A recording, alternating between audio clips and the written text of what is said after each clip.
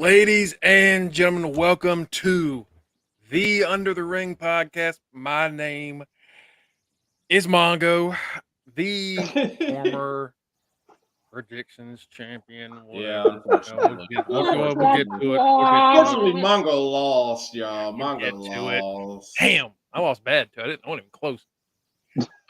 Joining me today is the forever Intercontinental Champion himself, Matty Rhodes. What's going on, Matt? Adrenaline in my soul. Oh my God! It's Matty Rhodes. It's been a hellacious week. Last week at this time, I was saying hello to the predictions, hoping I was going to say hello to the predictions championship. I actually ended up saying goodbye to my actual electricity starting last Friday, all the way until Sunday afternoon. I made it through it. Shout out to D-Bay for housing me and making sure that I had power to charge up my phone. So shout out to her. Thank you. Love you. Since then, I did not win the predictions championship, but I am still your forever IC champion. So it's been a crazy week of wrestling. Apparently, Vince is back. He's got a mustache. Most of us here do. Yeah. He decided to try that late in life, so props to him. But that man has y'all not had a great week. Piece of facial hair on his face until he was like 79 years old. I don't even know. I'm surprised his hair follicles are even still active. I know. It's so weird. Next up, our good brother, the good stoner, Mike Hall. What's going on, Mike? Oh, man.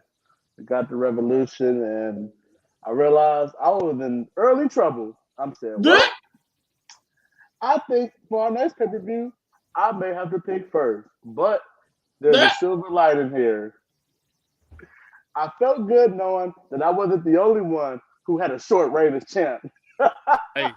Hey, brother, it ain't my first, it ain't gonna be my last. I'll tell you that right now. But as usual, who came in second? Hey. And tonight, I was like, damn, Mongo. Join the club, brother. We had short-ass reigns. It's always me and somebody, and then somebody wins, and I'm just standing there with my Intercontinental Championship. We have played hot potato with this son bitch. Tell you what, for sure. Everybody but Kenny. Kenny can't grab that bitch. It is literally, it's the, I think about it as this. We are the lead up to WrestleMania 15. Everybody is winning the championship. Everybody. Mongo is Mankind. Now it's Tito. He is Stone Cold. Maybe I'm The Rock. Who knows? We'll find out, I guess, next show. Except Kenny. Except Kenny. Kenny's our Xbox. Next up, of course, he's gonna be real pissed when he hears. I cannot wait to get that. I was gonna say he was I was gonna say he was Billy Gunn, but I was like, nah, he's no, I ain't calling him Billy. Next up, of course, our champion, baby. Tito. I think you might have the most reigns going at this point. I feel like it's like either every month. It's either you or Matt. Yeah, it's me and Matty, baby. We forever. It's one of you two. Our boy, the Ocho, Tito J, our current reigning predictions champion. What's going on, brother? I can't complain. You know what I mean? I went in picking first via the comment section. You were right in first. I threw out all the picks at one time. I appreciate you doing that, by the way. Ain't this about a bitch? And I stole the show. I mean, Mongo, you were a great champ. You went down swinging. I appreciate it. I swung and I missed every punch, but man, that brother. I mean, at this point, everybody is happy that the champion is not me. Because you know, if it's me, you're gonna have. It's gonna be a bitch to get it off of him. It's gonna be it's just gonna be a gazillion Roman Reigns videos. It's just like the longer I go as not champion, that just means more videos you're gonna get terrorized with.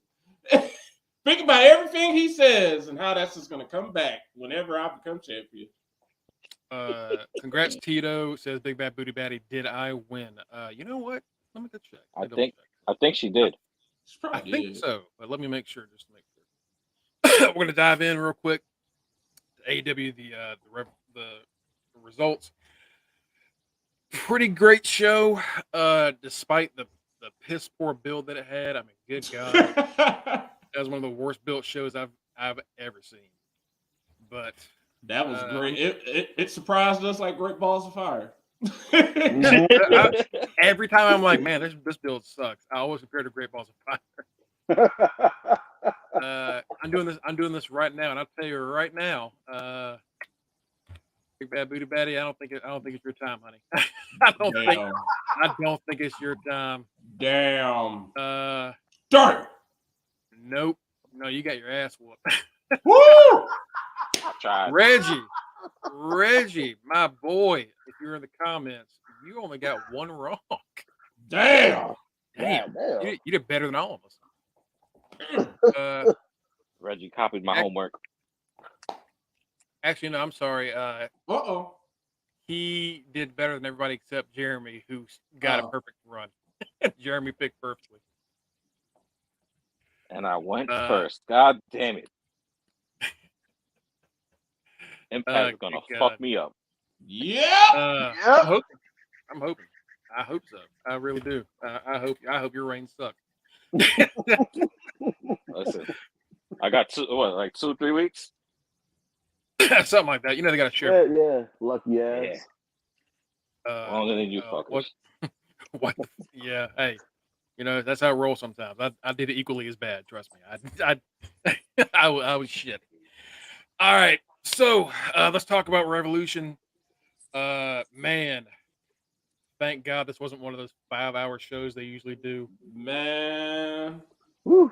For the most part, I really enjoy this, but I know we're gonna have some controversial opinions regarding that Iron Man match. I can't wait to talk about that. So, the pre-show, Mark Briscoe, the Lucha Brothers beat the Varsity Athletes and Daivari. Ricky Starks beat Chris Jericho in their singles match. Good for Ricky Starks, I guess. Right. Next up was Jungle Boy Jack Perry beating Christian Cage. Put his ass in a coffin. That part scared. I was not expecting that. I just thought it was just going to be a regular ass match, and they were just calling it the final burial. I was not expecting it to basically be a buried alive match. That shit dropped quick too. Oh yeah, I was like that shit. As I said on the thread when he closed, I said, "Why did that casket fall like a Plinko chip?" Dude, I was like, was that supposed to happen? Is he okay? Like I felt. I don't think that was supposed to happen. It fell too fast for that to be what was supposed to happen. He was just like, boom, boom. Yeah. Okay. I was like, oh, he's dead. Matt, do you remember what happened when they kicked Christian out of TNA? They put his ass in a coffin. Are they doing the same shit? Is he going back to WWE one more time? He's like, all right, God, no, he was going to put me in a coffin again. Put me one more He's coffin. going to bring honor. Jesus Christ. Next up, House of Black. Finally, they beat that ass. Big win. They beat the shit out of the Elite. Shout out to Kenny Omega for the sale of 2023 when he got that knee. Oh my gosh. Ooh, baby. Yeah, no, that was nasty. They went for the Meltzer driver, and I think Murphy caught one of the Bucks the knee, and I thought I saw a tooth fly out. It was rough. That was one of the more like that. It was a good fight, but when they put the final like nail in the coffin, it was clear they were not getting up. That goddamn whatever that death driver is that Brody King uses. Oh my God. I'm looking like they're gonna have to literally scrape They got to scrape Omega off the damn mat. I mean, they told a great story from them jumping the Elite at Dynamite to them showing up on Sunday. They showed up ready to whoop ass. Mm-hmm. Like they had on war paint, war mask, all that. They was ready. Like they were not there to lose. They were not going to lose. You saw old girl. She took that knee. Yeah. Right, you see her? Yeah. Yeah, Julia Hart, yeah. Yeah, Julia Hart, when she took that knee, they gonna win. Cause it was kamikaze at that point. They're doing anything and everything. And Omega's reaction, he was like, and then all of a sudden he's like, fuck it. Oh, well. Whatever. He was like, I told her to get up. I told her to stop standing up there. She's stupid. Damn. She'll be all right. She fought Nyla Rose before. She'll be all right. Shoot. You just gonna win it back. Oh. Uh-oh. And And not for nothing, House of Black couldn't afford to lose that match. Hell no. They couldn't. They would have been on Euro status if they lost. It was because really they haven't won like a feud. Aside from like the Varsity Blondes, they haven't won shit. Right. They lose every pay-per-view. They don't win their serious feuds. They win the mediocre ones. Yeah, nothing matters. So yeah, this is big for them. Everyone was nervous that like if the Elite lost, then it meant that they were leaving AEW. Because Kenny's contract's coming up. Like I'll be honest, I don't think he has to go to WWE for any reason. Unless he just wants $1 gazillion billion, and he's already an EVP, like he's already in the company. Like I don't know, there's just no reason for him to go there. Like him and the Bucks, I don't think it's gonna happen. Next up was the Women's Championship match: Jamie Hayter defeating Saraya and Ruby Soho. Nah. Yeah. I'm feeling bad for Jamie Hayter because like her title reign is running in the middle of Saraya's big return. Because she's putting on great matches. Everything with her is great. It's just like fantastic. She's stuck with being with Saraya. Like this is not a feud we want to see at all. Yeah. I mean, I don't know. Like to me, I mean, I get that they started this faction with the former WWE talent, but it just seems like this Saraya thing has fallen flat on its face to me. It has, low-key. Like they just don't give a damn about her. Well, fans like when she first showed up, they were excited, and then she had her first promo, and then it just like something in that promo. I don't know if she said something. I don't know. Something about it just didn't work out, and ever since, like she's getting nothing.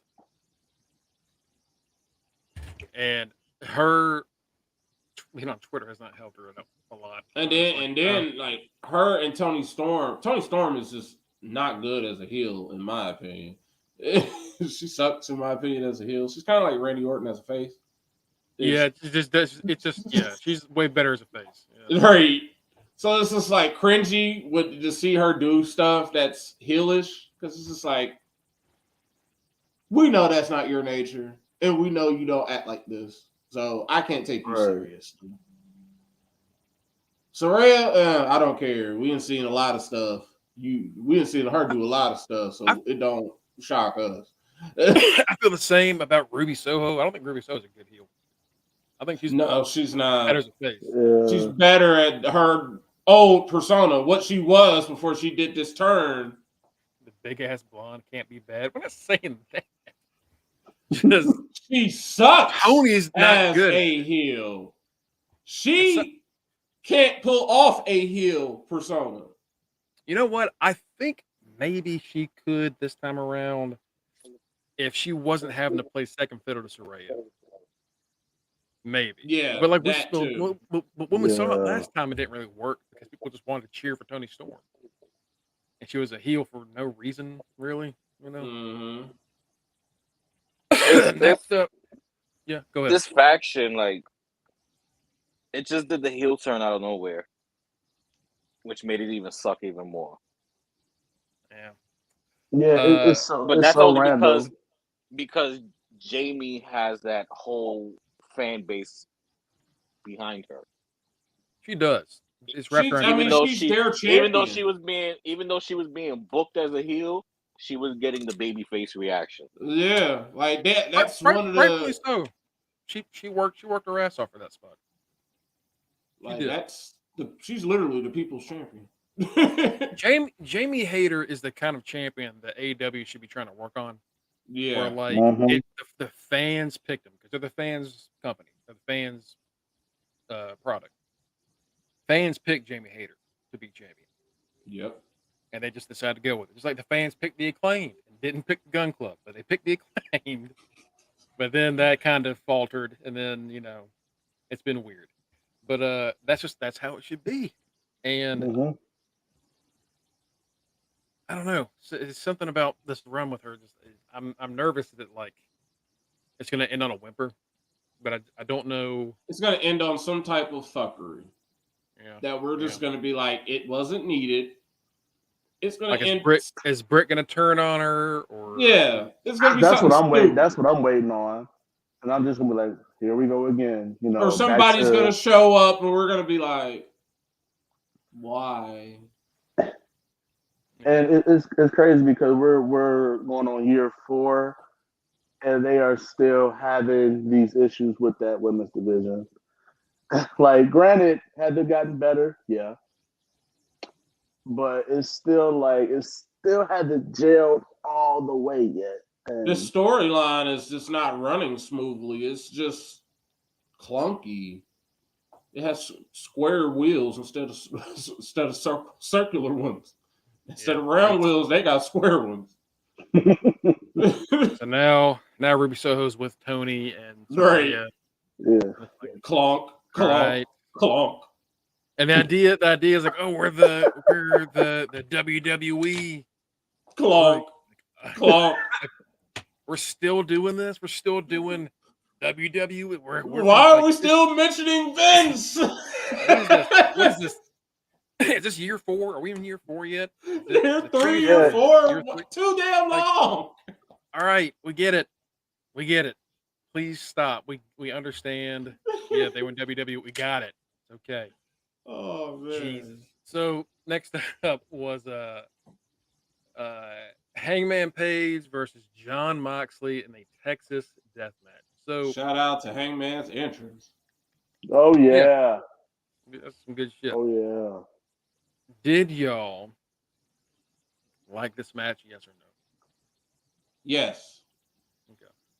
Yes. I like the ending. This match was disgusting, but in a good way. Very disgusting, but It was but what a match it like needed that, to it be. has to be. It was a disgusting. Texas death match, and Mhm. it followed through on it blood wise. It wasn't as crazy as some of the Texas death matches we saw with like Cactus Jack or like Terry Funk, but Well, it'll never be. It served the purpose of 2023. It was a 2023 Texas death match. It was good. We'll never see like King of the Death Match type thing ever again. That's never gonna happen again. That jump scared me even when I first started. I was like, I'm never watching that. That's too much blood. Yeah, no, that's like that was a car accident blood. It was King of the Death Match. King of the Death Match was I can't remember who hosted it. It was a tournament of all the biggest hardcore wrestlers across the world, in Japan, in America, Mexico, whatever. And also for some reason Leatherface was there. Don't remember. But it was just the bloodiest shit you will ever see. I mean, like it was I think 13 matches. And the ring was bloodied from the first match. So it was like back in the 90s, I think. It's just something that you don't need to, that we're never going to get back to. Thankfully.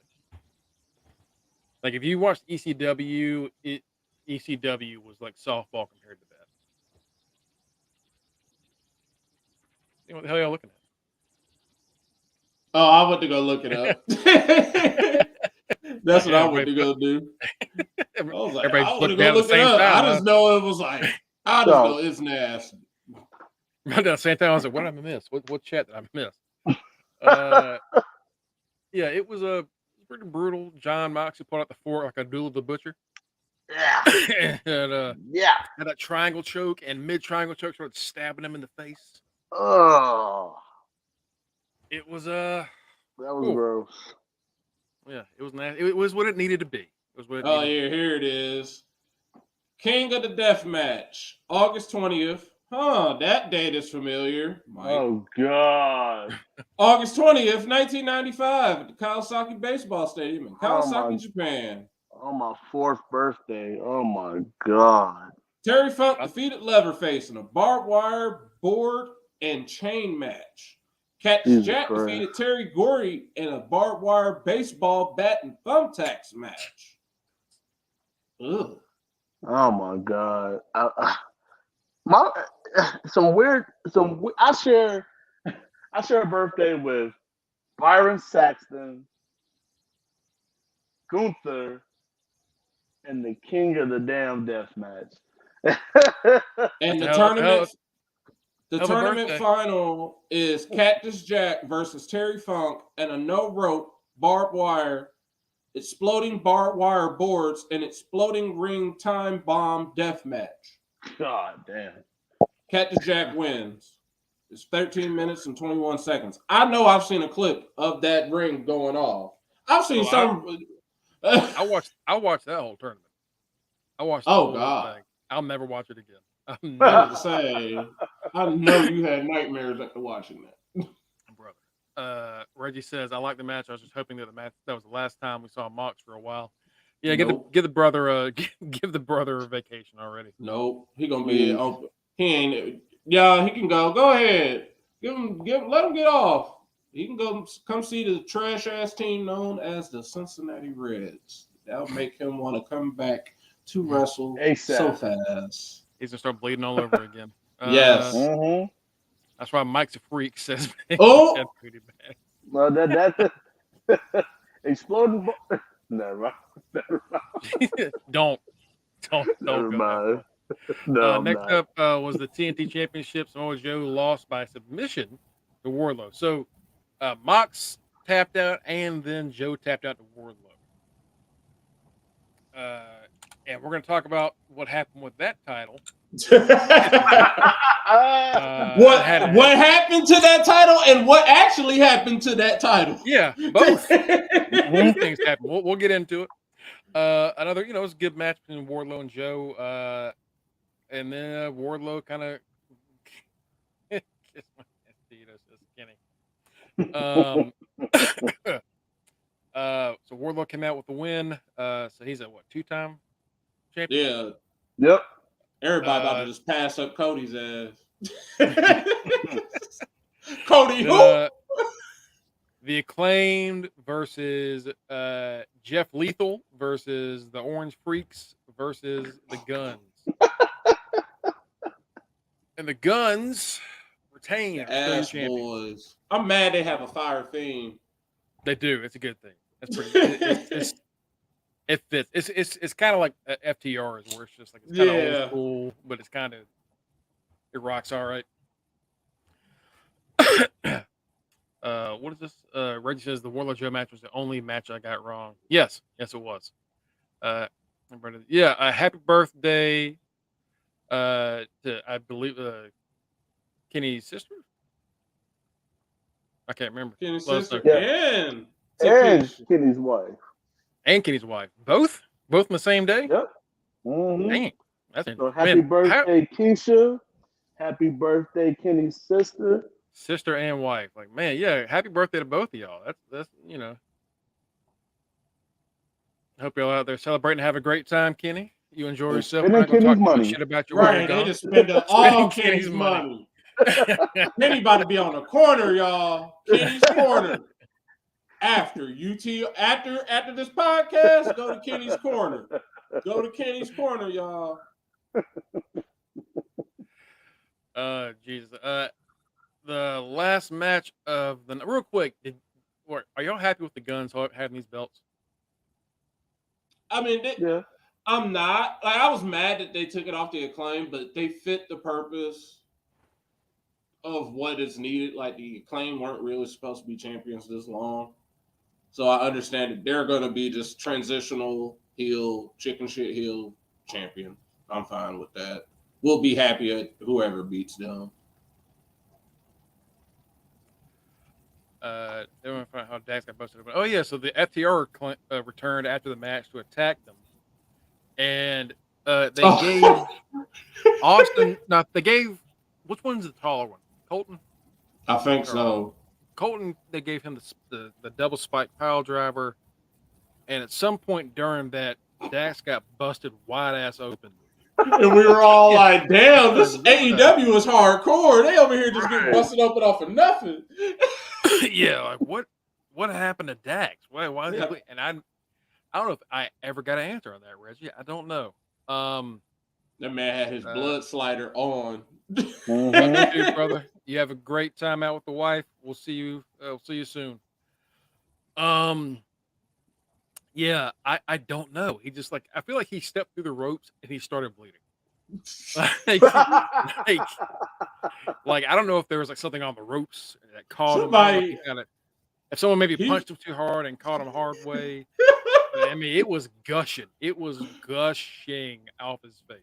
That man was happy. So Colton eats the spike pile driver. Austin gets the shatter machine. Hey, FTR is going to win the belt. Pretty much. Guessing they're gonna re-sign. Their contracts are up in April. I guess they're gonna re-sign. Last match of the night was the Iron Man match, and it wouldn't have helped me, but I should have kept it at a draw because I would have got an extra point. So I just processed what he said, and I was just like, okay. I was like, it wouldn't have helped me, but I would have got yeah. Okay. Yeah, you get it. Yeah. So MJF and Daniel Bryan had an hour-long Iron Man match that they were not keeping time on. That they clearly weren't keeping time on. Whatsoever. Because after 10 minutes, it was only 5 minutes had passed, and then at a certain point, we'd lost 14 minutes. Because the fucking show started at 10:30. It was 10:30 when the match started, and then and I'm like, cool. This is gonna be over at 11:30. We gonna be done before midnight. And then Mongo said something like, "Wait, they just said it's been 15 minutes," and I looked up and said, "It's 10:55." No, that's a lie. This match took us to damn near midnight. Right. So the match ends in a tie. There's a point in the match where Bryan's up 1, and MJF kicks him in the nuts, gets disqualified, so Bryan's up 2, and then MJF pins him twice right after the nut shot. Finally, someone is smart in wrestling. Of course, why wouldn't you do that? It's such a great chair shot to the face. Boom, 1, 2, 3, 1, 2, 3. Of course you do that. And I can't remember how MJF gets his third fall. Oh no, he did the heat seeker. And then Bryan got the Regal stretch for a submission, and then he went for a leg. What was he? A Boston crab, single leg Boston crab, I think. Yeah. But MJF refused to tap until after the buzzer rang. He taps out after it goes off, so we have a 3-3 tie. And the crowd's chanting bullshit, bullshit. Like they know what they're doing. They like, well, of Right. course, we're gonna have a sudden death. Like of course. Tony Khan leaves the booth. Got a microphone. Not Tony Khan. Tony Schiavone. Tony Khan has told me that this match isn't ending until we have a winner. That's right. That's right. Oh my God. Sudden death. So here's my question. Little 12-year-old me is going crazy. Not me, current me. not you that has a job in the morning. Right. It's like, yeah, wrap this shit up. Oh man. So let me ask you a question. Was this the start of the continuation of the Iron Man match, or was this a regular match after? I would say, that's a good question. I would say at that point it was just a regular match. Yeah. Yeah. It was a regular match. The reason I ask that is because I'm pretty sure I'm right about this. During this part of the match, after it got restarted, MJF grabbed a belt and the ref said, "I'll disqualify you right now." I'm like, well, he could disqualify himself if he would keep the belt, right? Wouldn't he? Right. Right. So like, why wouldn't he just do that? So he tossed the belt aside, pulls it down the ring. They try that shit. Same old kind of MJF stuff. He can't pin Bryan until he falls out of the ring. Before the match started back, they had MJF on the mat and they were giving him oxygen. They were giving him oxygen. And that someone left the oxygen tank by the floor. So he's sitting by the floor and he grabs the tank and Bryan comes up and he goes, bam! Catches him right above the head. But doesn't pin him, puts him in the label lock. And Bryan is unconscious during the label lock. Arm drops. Arm drops again. And he wakes up before the third one falls. And he tries to fight out. And he taps out. So Bryan, Mox, and Joe all tapped out on this show. Which is interesting, I think. Yeah. I mean, the show is called Revolution. A lot of the younger talent got put over, so it's obviously a revolution. Mm-hmm. Okay. Yeah. Also during this match, we'll go ahead and talk about it. MJF's in the crowd, and he walks by this mother who has a clear liquid in her cup. And he takes it, opens it up, tosses it on her child, which it was a classic MJF heel dick move. Yeah, it was something that were we shocked that he did it? Yes. Were we shocked that he did it? No.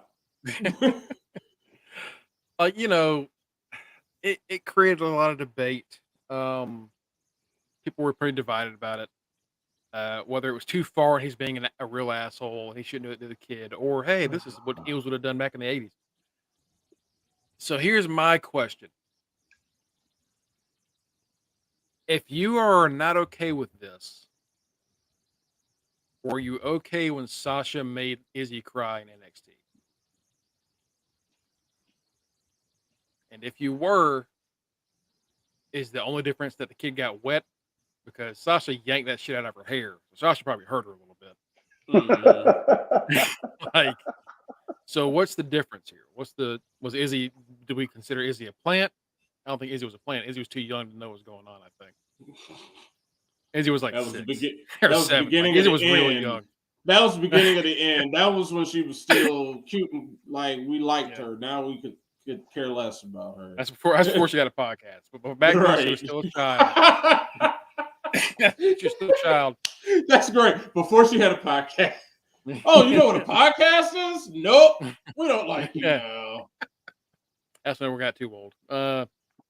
Yeah, so she is there a difference there? Going back, will we look at that and now say that Sasha went too far? Because I don't remember people saying that about Sasha. I remember people saying that Sasha had made a great heel move by making Izzy cry. They were like, "Oh, that was a great move by Sasha," right? So, where's the difference? Is what I want to know. I think it's just people, they're already kind of unhappy with MJF's like other previous promos and all that junk happening. So him doing that just made they were just like, oh, look at him. He's over here just taking people's drinks, throwing them on him. Oh, he's such an ass. Like, y'all, if this was pre AEW champion MJF and he did that, everybody would have ate it up. But now that we've gotten what we wanted, him as AEW champion, and he's basically still doing the same thing, people don't like it anymore. Like, people just have tuned it out. Big Bad Daddy says Sasha didn't ruin the clothes. That just I thought it was funny. I thought it was funny until I found out it was tequila. That was when I was like, oh, yeah, that's why the little boy was looking so shocked. Because I was like, his eyes are burning. So I was like, I can't. Some people think the woman's drink was alcoholic. Yeah. The woman's drink was tequila. It was tequila. It right? was tequila. I think it's proven it's tequila. That's why I could it was funny when I thought it was water. Because I'm like, oh, he got water in his eyes. But now it's like, oh, your eyes are burning. Yeah. I can't laugh at that. Like, ooh, out. So they take the kid back. He gets to meet people. He gets to meet his favorite wrestler, Powerhouse Hobbs. Look, man, if I was in the MJF shoes, would I have done that? No, I would not have done that. I would not have done a lot of shit MJF has done, but also I would probably not be successful. So I don't know. I really don't know. But like we talked about in the pre-show, how is he supposed to know it was tequila? Right. Like, how was he supposed to know? Like, it was something great that he thought of to do on the fly that backfired in hindsight. Right. And isn't MJF a member of them kids? Exactly. I mean, AEW saved face by doing everything they did. He got to meet Hobbs. He probably got to meet Hobbs. He also got front row tickets to Dynamite last night, where he got to see Hobbs win the TNT Championship. Exactly. You know? So they made up for it. I think they made up for it. Yeah, they made up for it, and the mama got her money back probably for that tequila shot. and like to Reggie's point, I'm the president of that membership. Okay, so I look at it like, he's all right. Wash his damn clothes, put some water on his eyes, he'll be fine. Like I said, like MJF didn't know that was a $20 cup of tequila. He didn't know that. Like, so, and people, like, I get it. We are we live in a sensitive, just society, right? But the man is just doing his job. He is a dick of a heel. So he is going to do dickish things as a heel, especially in a pay-per-view.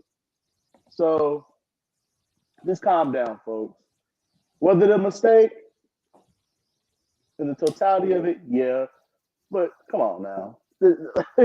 Come on now. Like, he didn't know, and like we just said, the kid and his mom got compensated for it. They took care of him. Good shit on Tony Khan's part for making it up. It's not like he's out there. Tony Khan always does. He always makes it up. He's always been like that for the most part. And it's not like for the most part. And it's not like MJF is out there purposely saying, "Oh, I'm gonna purposely just pour some shit on this kid." No, it was just he's in character. So this is what now, folks, you may think we're doubling down on our opinions here, and I must say, I do love to double down. Speaking of double downs, KFC brought back the double down this week. It is, gotta say, one of the finest sandwiches you'll ever enjoy. What's about that, Mike? Look at that bite. Pretty good stuff. Yeah, that looks good right there. I'm jealous, Mongo. Golden fried chicken breast, some nice crispy bacon, a little bit of cheese on there, and some sauce. It's delicious. Go find you a KFC near you for a limited time only. Now, back to the important points. The reason I want to talk about this Iron Man match is because of the chat we were having during the show, right? Certain people in our chat didn't like the Iron Man match, and one of them is here with us today. So, Michael Hall, you have the unpopular opinion of thinking this was not the best Iron Man match that's ever been done. Because I've seen that opinion all across, that this is the greatest Iron Man match ever. And it has to be. The floor is yours, Mike. Don't worry, in 2 weeks I'll ask Kenny the same question. He's gonna get the same question. So we're all sitting there watching the match, right? Right. And I noticed about a half hour has gone by in this match. And I just so happened to write the chat, this match hasn't caught my attention at all. I feel like that's just Iron Man matches in general. Like they're just a hard watch. It's a very hard watch. And like, did I think the match was bad? No. But when Mongo was giving the recap of the match earlier, I'm like, oh damn, that's how you got those pins? like I'm like, damn, okay. Wow. It must really didn't catch my attention because, like Matt said, those types of matches has to be either balls to the wall, nothing but action, or a match where there's a lot of lows. I feel like with this match, it was right in the middle. Because the last 20 to 25 minutes, to me at least, was really good. Yes, ma'am. Don't worry about it. Yeah. Don't worry about it. It's Matty Rose approved, baby. Like, to me, the last 20 to 25 minutes of the match was really good. It was just that first half hour, 35 minutes, where it was just like, okay, it started to become background noise. And I'm starting to do other things. I'm starting to, look at my phone, scroll on Instagram, scroll on Twitter. I'm just looking around like, all right, what's going on? I'm thinking, damn, I got to get up for work in the morning. It just didn't catch my attention. It didn't captivate my attention that first half hour or so. And I look up and I'm like, oh, it's 3-2. What did I miss? So, I mean, I don't know, man. Hey, they can kiss my ass. That's what they can do. Twitter don't give a shit about us. I don't give a Exactly. And if they did, they can kiss my ass. Listen. But I mean, like, I don't disagree with you on the point of it being too long, and like I was with y'all, and like it's been 5 minutes.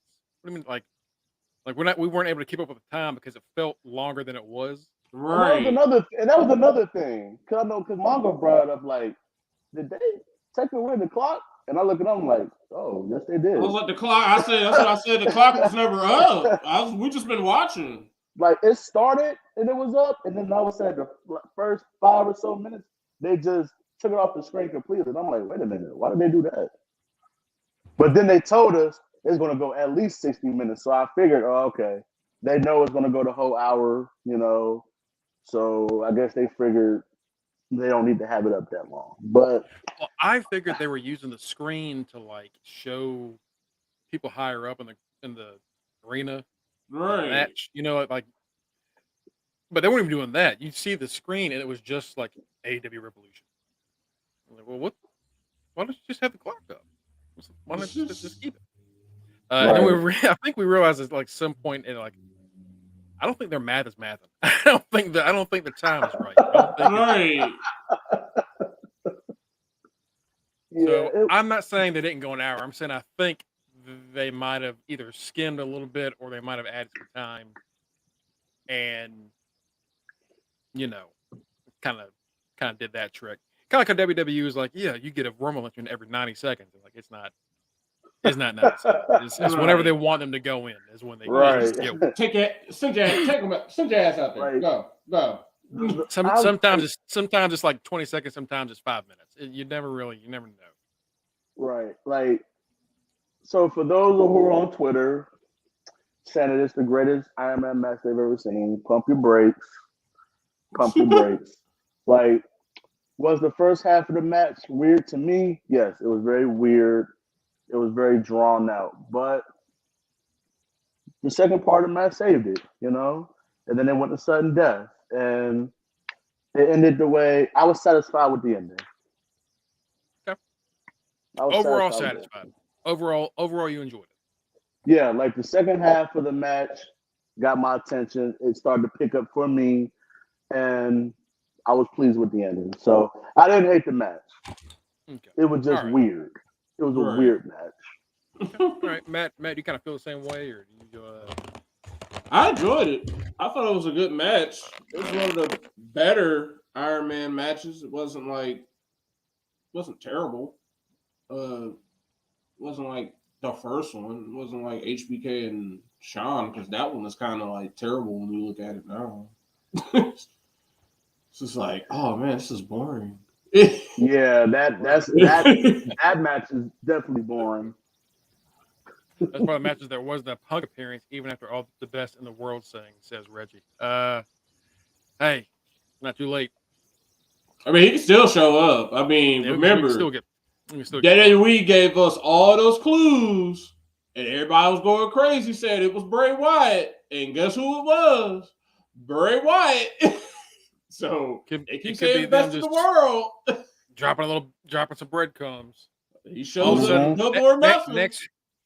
Next week on Dynamite, Hangman's gonna have a real hankering for Pepsi for some reason. Like it's gonna be weird stuff like that. Punk gonna show up in Las Vegas and he gonna say he's going double or nothing.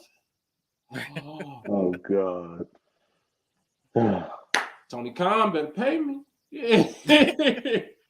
So overall, what would y'all give Revolution?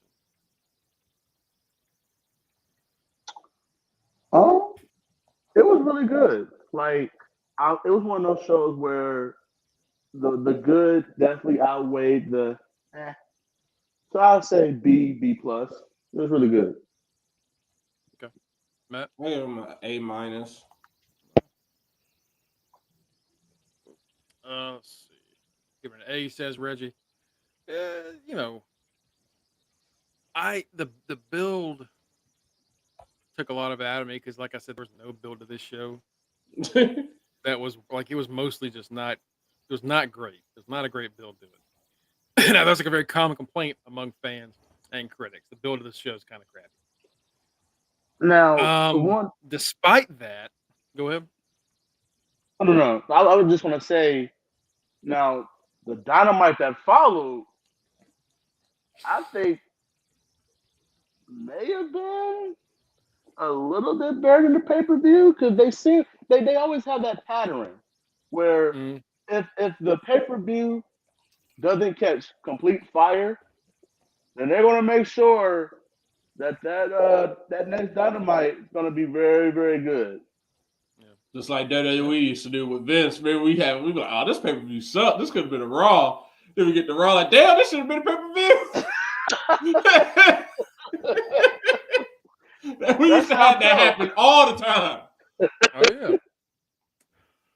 I give it a B. I give it a B. I think most of the right people won. Really great matches. Just I reserve like A plus stuff like that for like everything leading up. Got you invested, and the show was good. Okay. This show hung heavily on. The show was great. Didn't drag anybody into it. You know what I mean? Like, yeah. And it's kind of been AEW's thing the past year, 2022 going forward. So we have the elite. The wrestling is saving the stories. The wrestling is doing all the heavy lifting. Whereas, we see in WWE, it's kind of the opposite, where the stories do the heavy lifting. Right. Kind of what AEW is known for, but like they used to have better stories than this. So I'm hoping going double or nothing, we get a little better going forward. Now, Right. I'm nervous about it. Now, let me ask you both a question. Mhm. Do you think, because with Impact, they go Impact, Series of Impact, Impact Special, Series of Impact, pay-per-view. Shouldn't they have like I guess they kind of do it, but should they have like their own version of a roadblock in between their Yeah, pay-per-view? they kind of do when they With have them like their special themes. dynamites. Right. Yeah, that's fair. Yeah, that's fair. I would say they could have like a little special on Fight, but also the Fight app sucks. I wouldn't recommend that. Not I Fight, feel like BR. The BR app sucks. It's terrible. It's still one of the worst. And that's what Battle of the Belt should be, but it's pre-taped and I feel like something like nothing ever that, happened. like if they had like and I guess when they have the themed shows, but they just need like an extra boost, like to help the stories. Yeah, I don't That's want what- leading into the major I don't want any more pay-per-views. pay-per-views. I don't want any more pay-per-views. Right? Yeah, No, I'm not saying yeah. that, but yeah, like a special. You know what I'm saying? Like, yeah, they gonna have to then find again- something because Rampage is not doing it. Ain't nobody watching Rampage apparently. Rampage is tanking in the ratings. Right. It's falling. It's out here getting outperformed by Power Slam. Ain't nobody watching that. That's a damn shame. That's a damn shame. Yeah. Next up, so yeah, we'll move on to NXT had their Roadblock special, which for the most part, not a lot happened. I did publicly admit that Tony D is pretty good. On Twitter, I even tagged Matt. Yes, we here. Spaghetti The man, dog. baby. The Much dog, baby. Much like Cameron Grimes, it took me a while to get it, but yeah, all right. Tony D's pretty good. Him and Dijak had a great match. Was it the jailhouse match? Yeah. Did they put Dijak in jail? Is that what they did? Yeah. He got outsmarted, low key. He got outsmarted. Like the He looked like a dumbass. He did. Well, so there's a point in the match where Dijak is choking out Stax and he's in the cage. He's like, I dare you, close it. And Stax is like, close the cage. And Tony doesn't do it. Why not? Right? Close it, then open it back up. You win the match, go like just boom boom. But he didn't do it. I was like, okay, he's gonna lose because he's right. Stupid. But Dijak was the dumb one. As Dijak, somehow they didn't notice that there was like a crowbar hiding in the cage. Right. He booted Stax over the barricade with a nasty foot. I mean, good God, I thought Stax almost lost his face. Stax has been the MVP of this feud because he's been taking all the ass whoopings. He really has. Stax has made this feud work. He turns around and then he gets clocked in the face with a crowbar. And then he's on his knees in front of Tony D, which is just, I don't want to say anything on that. Pause. Major pause. And then Tony cracks him with the skull one more time, closes the door, boom, Tony D wins. Dijak can't buy a win no matter what he does. No matter what he does, where he goes. He's the Terminator and he loses. Yeah, he talks about serving justice, yet get his ass kicked. So yeah. That's some false justice. He said he was taking somebody to the jailhouse and he went to jail. he keeps like talking about how bad T-Bar was and like never talk about T-Bar again. T-Bar was terrible. T-Bar won. T-Bar won, bitch. Okay. Oh God! Oh, All right. Okay. All right. Calm down. She's trying to slurp on his spaghetti. No, God. Jeez. Oh Lord. Mako Satomura fought Roxanne for the championship. And then Roxanne died. Yeah, it was a good match. Roxanne ate 2 scorpion kicks, and then avoided a third for a roll up. Rolled up Mako for for like her biggest win so far. Right. And then she collapsed at the end of the show. It's like 11. It was like 10:06, and Mako raises her hand and she goes, and she like falls forward, and she hits the mat and her body like boom boom like bounces. like the hell, and then like everyone's like, whoa, what's going on? And the refs are throwing the X's up, doctors are coming down, medical staff, and then you trainers. see me in the chat. This bullshit is the HBK. Matt's like, oh, this is the HBK thing, and I go to Twitter and everyone's like, hopefully nothing serious. Oh no, is this legit? I don't know. Like, no, it's not legit. What do you mean? Is this real? I was ahead of everyone. I was like, this is HBK when he fell out. I was like, I don't know what year it was, but I definitely remember him falling out because as a kid, I thought it was real. And like, is she hurt? Is she okay? Like, yes, she's fine.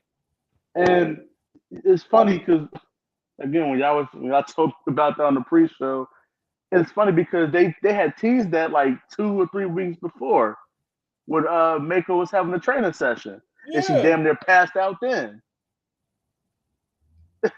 because after the training session, she just hunched over like, oh God. You know, I was just like, all right, are you about to hurl? Are you about to pass out? The hell's wrong with you? That she took her to the limits and she fell out. I'm hoping that this is their way of getting the title off of her, possibly, that they have some type of multi-woman match at Stand and Deliver. Or she just gonna magically show back up, and be in this multi-person match. Are you saying you want the belt off? I don't want the belt off of her, but I feel like they got to figure out some type of way, either to make her look to gain the belt back, either she's going to get it back, or to not have her be pinned. So that's how she loses. They don't want her to be pinned yet. So if she is sick and has to relinquish the title, she could possibly try to win it back in some type of multi-person match, ladder match. So, because I really don't know who'd take it right now. Right. To be honest, I don't know. Who's the brother in the mask? What? Oh, yeah, we had the debut of Dragon Lee. Oh, my dude, Dragon Lee. Forgot all about that. Shit, good. You said, see, brother in the mask. I was thinking the same thing. I was like, script. I don't think script showed up. I was like, what are you talking about script? Then I was like, Axiom. I don't care about Axiom. That's about to be racist. That's about to be Yeah, we went Axiom, scripts. We got too many people with masks on. Axiom, they keep talking about they want to see A-Kid back. They need to stop playing. Just make him act. Just make him A-Kid again. Look, all right. We was all racist because you said brother in the mask. We all was like, all right. We all said, oh, scripts. Jesus. He's still trying to get his scripts filled out. That failed so fast. Oh God, that failed so quick. We know he gonna be gone. Him and Quincy gonna be gone. Gone. Super gone. They gonna be gone. Yeah, Dragon Lee is there. I can't wait to see him fight anyone. I think he is gonna be the person that takes the title off of Wes Lee. That'd be a good match. Oh yeah, Mike, we're also getting Braun Breaker and Mello at Stand and Deliver. They were just like, hey, it's us. And Mello was like, it is us. And that was the bill. That was it. That's all they did. Braun was like, you and me. And Mello was like, you and me. And then boom, that's the match. Well, you know what? Fine. That's fine. Oh, yeah.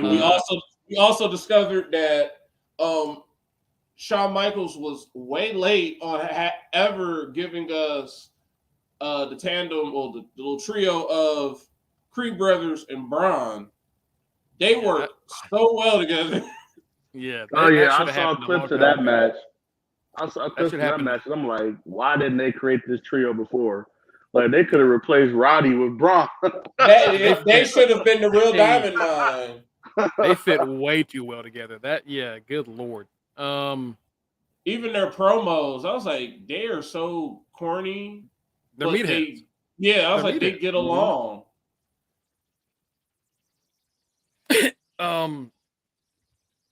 Speaking of Shawn Michaels, he was confronted by Grayson Waller on the Grayson Waller effect. Grayson wanted to have a match with him, and Shawn's like, "I've said no to better men than you," which is a fucked up line. And it's almost Like as bad as what Cena said to Theory, but not as much. And then he wants us to. I mean, he still wants us to forget he even wrestled over there in Saudi. So yeah, I'll ignore that too. I also want to forget about it if I can. Reggie says Braun and the Creed brothers have been wanting to see more of them as a trio. Yeah, man. Yeah, exactly. Scripps need to ask Carmelo for his job back. I think we're past that. I think we're past that, brother. He about to go join Nia. So Shawn said, "Nah, I can't do it. I'm just not here anymore to fight." But there's somebody here that bleeds NXT, and it's Johnny Gargano with his weird music. That theme song sucks ass. And they're like, we're gonna remix it. It'll be better. It's not better. It's worse. That dude's voice sucks. Yeah, who the fuck decided to do that? I don't know. I heard that if you're gonna give him a new song, if you're gonna give him a new song, just give him a new song. Just give him a new song. Don't remix it. I heard that remix. I damn near threw my TV out my damn window. It's terrible. And then Candace got to keep her music. Wow. Whatever. So yeah, Johnny's gonna fight Waller because Waller's the one that kicked him out of NXT when his contract expired. So you know what? It works out. That's fine. That's a good little, It makes sense for why Gargano had been winning lately. Yeah. We had to make him look strong for a show. Right. I was like, okay, that makes sense why he beat Finn on Monday. Like, okay. You want him to look like NXT him again. Cool. So yeah, we're gonna get Gargano and Waller, and we're gonna have Braun and Mello. So I'm sure Dragon Lee will have a match there. So looking for a pretty good show. And Gallus versus Pretty Deadly. That'd be fun. That'd be fun. Since I said it, we might as well talk about John Cena eviscerating Austin Theory on the microphone. That was the highlight of Raw. I mean, that was what they were hyping us up, that John Cena was coming back. And I mean, as soon as he walked out, A-Town down. Austin Theory was not. The funniest part about this was that after it was over, people were like, "Oh yeah, turns out Cena produced that one." I was like, "Oh really?" Because he just walked all over this kid, so he had no shit. Like Baron Corbin back when he was Money in the Bank. Oh God! I mean, Theory asked him for a match, and Cena just said, "Nah, no." And then that was one of the craziest 3 months ever. Trading Baron Corbin just before he became Money in the Bank, and then I just was so mad. And then seeing Baron Corbin just like circle the toilet after that, just thanks to Cena, in just 3 months was just scary. Like that should show you, don't be a know-it-all at work. Even if whether you're right or wrong, you're gonna get shit on afterwards. Big Betty says Cena sack tapped him. He did. So Cena says no, and Theory starts insulting him, and Cena's like, "You're a stupid son of a bitch. You're not ready for this. You're way out of your league. You're ruthless aggression me. Ruthless aggression me sucked. It almost got me fired. You haven't found yourself. John Cena just he took the shorts off and just took a shit on him. Someone on Twitter was like, right after Cena had his feud with Punk, he has not been the same ever since, and that's true because Punk ruined Cena on the microphone one night, and he has been a totally different person. I feel like ever since ever since Punk, and then once he got with Rock, because he low key destroyed the Rock. Oh, he dominated the Rock. He dominated Anybody that thinks the the Rock won that on the mic is just dick riding.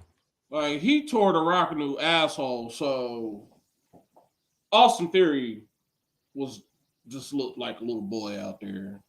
We saw Cena do the same thing to Roman for their first match. Like, he tore him to shreds. Cena. Oh yeah, because Roman got back at him later with bring your bitch ass back here. Because John Cena turns around. That's my favorite gift. Oh, bring your bitch ass back over here. Cena says, if I lose, or if I beat you, that's it. You're done. And if you beat me, you still lose because you've got to come out here the next day in front of the wildest crowd WWE ever has, the post-Mania crowd, by yourself. And you can't handle it without me. I love that. I love that he basically pulled back the curtain, even though we all know it was like we were all right there. Like, we were just all within just there.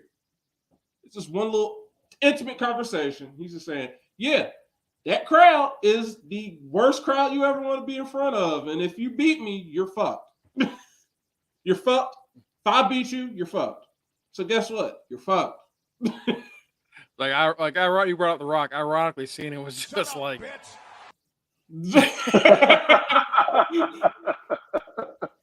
I mean... Tore him apart. And low key, and Michael, remember we were I was talking about, do we want to pick up John Cena for fantasy? And I was like, if he comes back, he's probably fighting Austin Theory. Mm-hmm. Okay, if he beats Austin Theory, what is the point of him beating Austin Theory?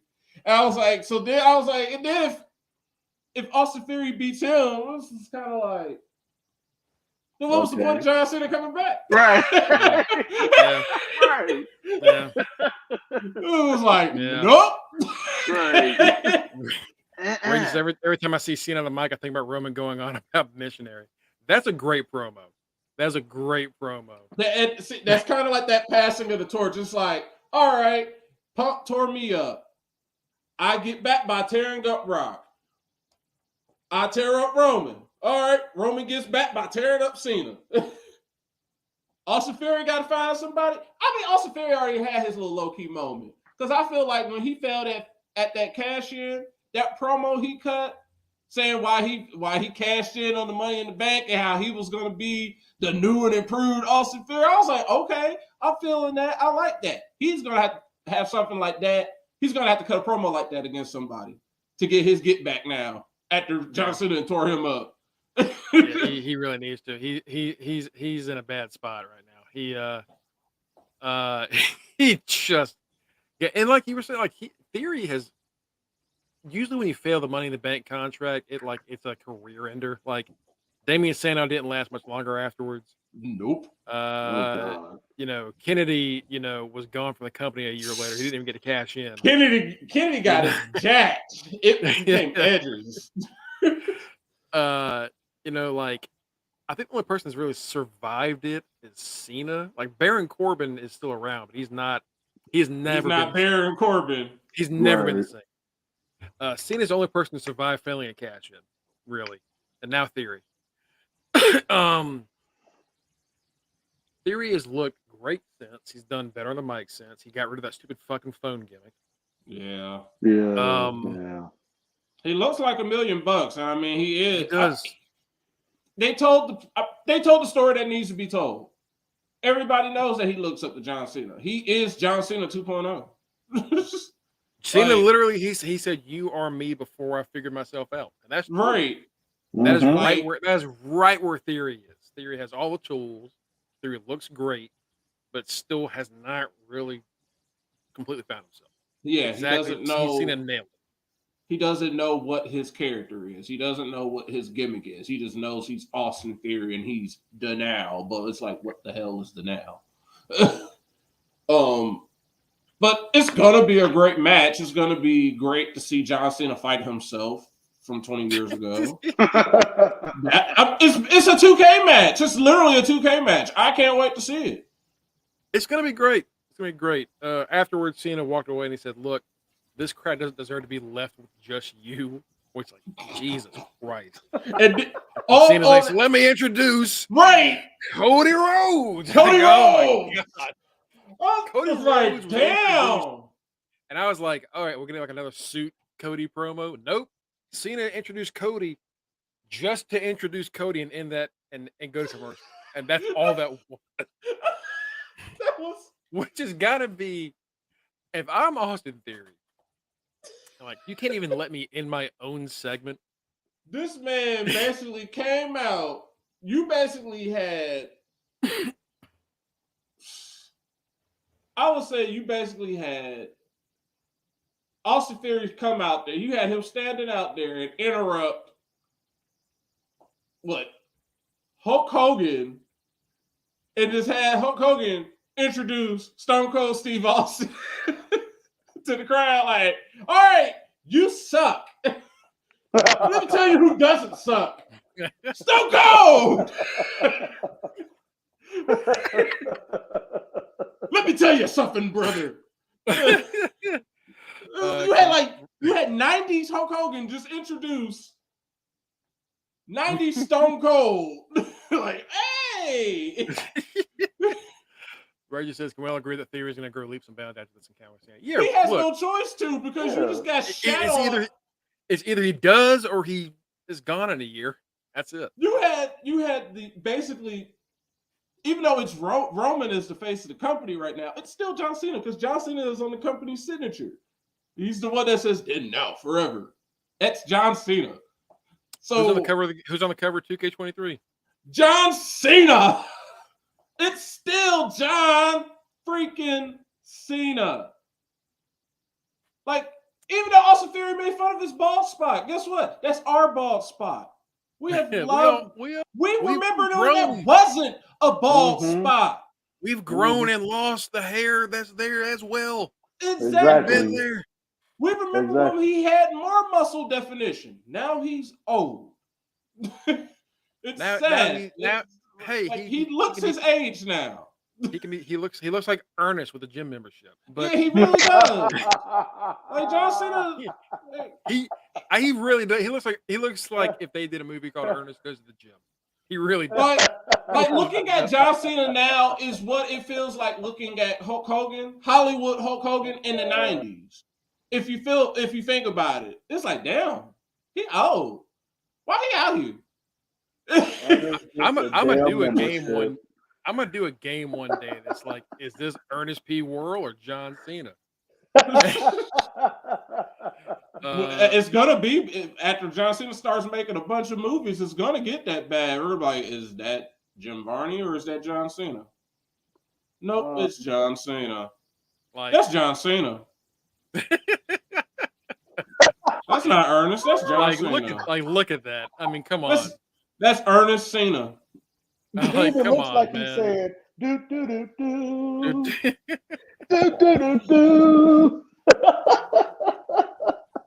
I'm just like, he shitted on Austin Theory after all that. You destroyed him, and then he's like, guess what? Here's another person who's better than you. Cody Rhodes. That is Ernest. That's John Cena. You must be young. Jesus.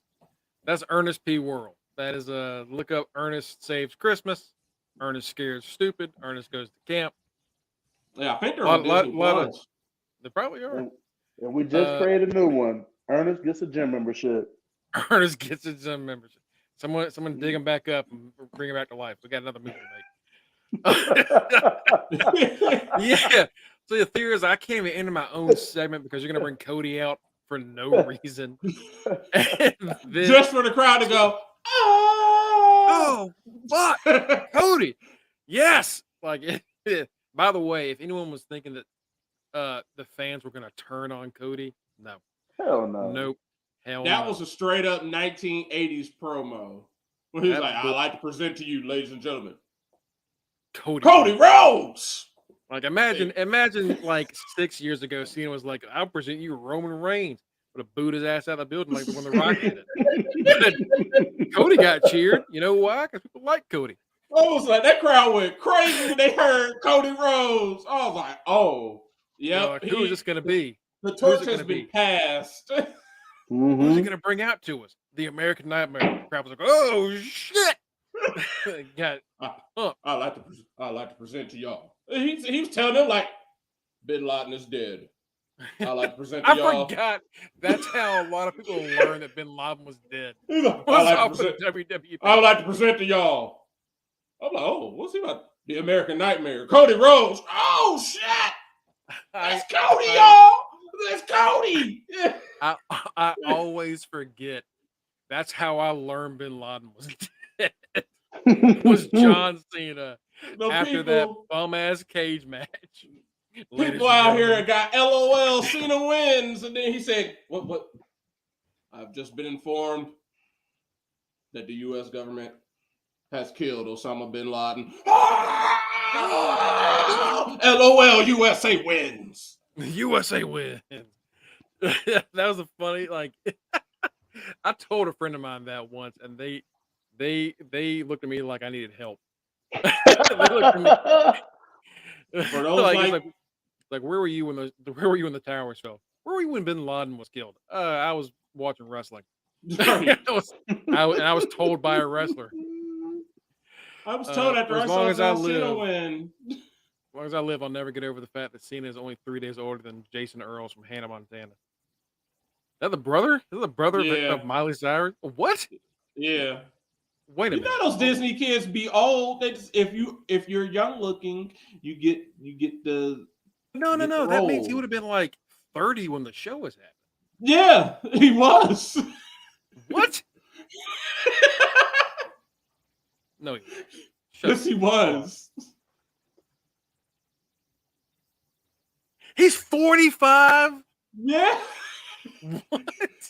See what happens when you look young.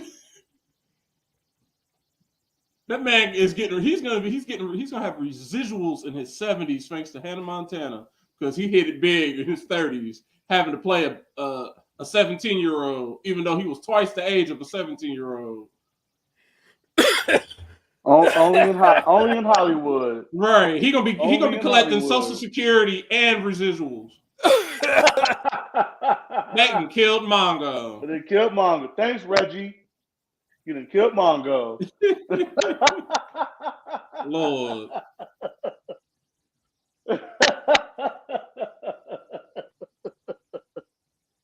Yeah, I didn't know he was that old either. Damn. I only do because I saw someone say it a while back. Because I didn't watch Hannah Montana, so I knew what the kid looked like. And I was like, okay.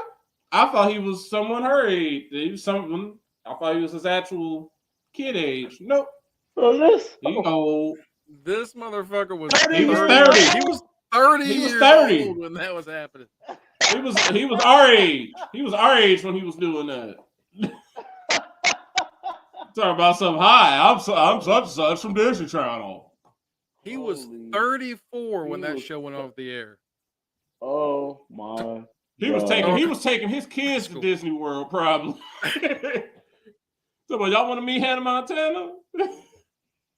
You want to meet my coworker? That is hilarious. Oh He's my how God. old? He is 45 years old. Reggie. Which means when he was playing Hannah Montana, he was in his 30s. When he was on there playing her big brother, he was in his 30s, even though he was supposed to be acting like he was a teenager. Or at least in his 20s. He was supposed to be acting like he was a teenager or in his 20s. I think he was a teenager. So his wiki page, he was a 29-year-old playing a 16-year-old. 16. He is So by the time the show ended, he was 30, playing an 18-year-old. Look, I know. What in the Power Rangers? I know those shows like One Tree Hill and all that shit. They're like 27 playing 19 or whatever. But like, right. or like by the end of the show, it's like the characters are 24 and they're really like 30. Right. He started out almost 30 years old playing a 16-year-old. He's the white Stacy Dash. Oh God. All right. Oh, All right. yeah. I think we're gonna call it at this point. Yeah. And Jesus Christ. Oh my God. Well, you can follow us at facebook.com/UnderTheRingPod and twitch.tv/UnderTheRingPod. It's okay, Reggie. On the Ring Podcast airs every week on Thursday, 8:45 ish. You never know. It might be 9, might be 8:30, probably not 8:30, but it's around that time. Just subscribe. If you subscribe to us, that'll tell you. All right, We're just also follow the damn page, Linktree, people. Linktree/Under the Ring Pod. We've also got our Twitter links at Greg Bush SK. That's me. We got Rockers44 for Kenny. Oh, Mike Jones, Mr. Freshbeard down there. We got the right answer, Matt Wright. Unfortunately, our champion, Boreal Maliente. And, of course, our brother on the street team, Justin D. Baxley. Folks, we will be here Saturday to talk Last of Us. Mike. Yeah. Mike, what a show, man. Tenth shit. Y'all can join us there. We'll be on 11 a.m. Saturday Eastern time. And then next week, we'll be back here, and then we'll do the finale of Last of Us next Saturday. If you have any ideas for what we should watch, give us some comments, leave them on Facebook, put them in the comments on Twitch. I'll see them, or send us ideas on Twitter. We'll be happy to watch anything going on currently. We can't go back and watch older stuff. We'll gladly watch anything new and current. Right. That's our rule. It's got to be going on right now. Boys, anything else you need to say? All right. Well, until next time, you know where to find us. We'll see you